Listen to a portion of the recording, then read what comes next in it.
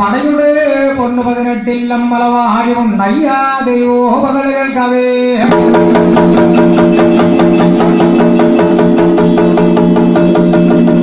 ആയതിനകത്ത് ഇന്ദ്രലോകം വാഴുക, മന്ത്രാലോകങ്ങളും വാഴുക, പാണ്ഡ്യമണ്ഡലം പരരാജങ്ങളും വാഴുക, ആദീശ്വരകൈലാസം വാഴുക, അച്ഛൻ ശ്രീ പരമേശ്വരനും വാഴുക, അമ്മ ശ്രീ പാർവതി നല്ലെങ്കിൽ മാതാവും വാഴുക, ഇന്ദ്രലോകം മന്ത്രലോകം ചന്ദ്രലോകങ്ങളും വാഴുക, നേരകത്തായിരിക്കുന്നല്ലോ ദേവലോകങ്ങളും വാഴുക, സത്യലോകവും വാഴുക, സത്യലോകത്തിലായിരിക്കുന്നു ബൃഹസ്പതി എന്ന മുനിയും വാഴുക, മുനിയുടെ ആശ്രമങ്ങളും വാഴുക, ആശ്രമത്തിലായിരിക്കുന്നു വിദ്യാധരവിധിയായ പുഞ്ചികസ്ഥല എന്ന പെണ്ണുവെങ്കിടാവും വാഴുക.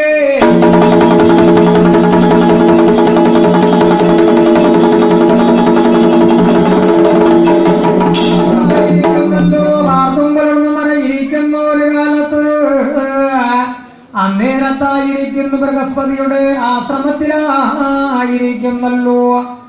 ആശ്രമത്തിലേക്ക് പൂജകൾക്ക് വേണ്ടുന്ന പൂക്കളിറക്കുവാനും അവളായിരിക്കുന്നവരുടെ പൂക്കൊട്ടയും വേണ്ടി പുഞ്ചികസ്ഥല ഉദ്യാനത്തിലോടെ കടന്നു ചെല്ലുന്നു. നേരത്ത് പൂക്കളെടുത്തുകൊണ്ടിരിക്കുമ്പോ അനേകം വാനര പടകളെ കണ്ടു. അവളായിരിക്കുന്നല്ലോ അവരുടെ ആയമോഹങ്ങളും പ്രണയമോഹങ്ങളൊക്കെ തീർത്തു. അവരായിരിക്കുന്നല്ലോ അറിയിരിക്കുന്ന ഒരു കാലത്ത് പുഞ്ചികസ്ഥല ഇങ്ങനെ ചിന്തിച്ചു, ഞാനൊരു നവപുരോഹിതന്റെ രാശിയായത് കൊണ്ടല്ലേ എനിക്കും ഇത്തരം സുഖാനുഭവങ്ങളിൽ യോഗമില്ലാതെ പോയല്ലത്. ആയിരനെ കൊണ്ട് എന്റെ ഒരു ഗുരുവായ ബൃഹസ്പതി മുനിയുടെ അടുത്തൊന്ന് എനിക്ക് വഴി പോകണം. എനിക്ക് തോന്നിയായ മോഹങ്ങളും പ്രണയമോഹങ്ങളൊക്കെ എനിക്കൊന്ന് തീർത്തമതിയായുള്ളേ.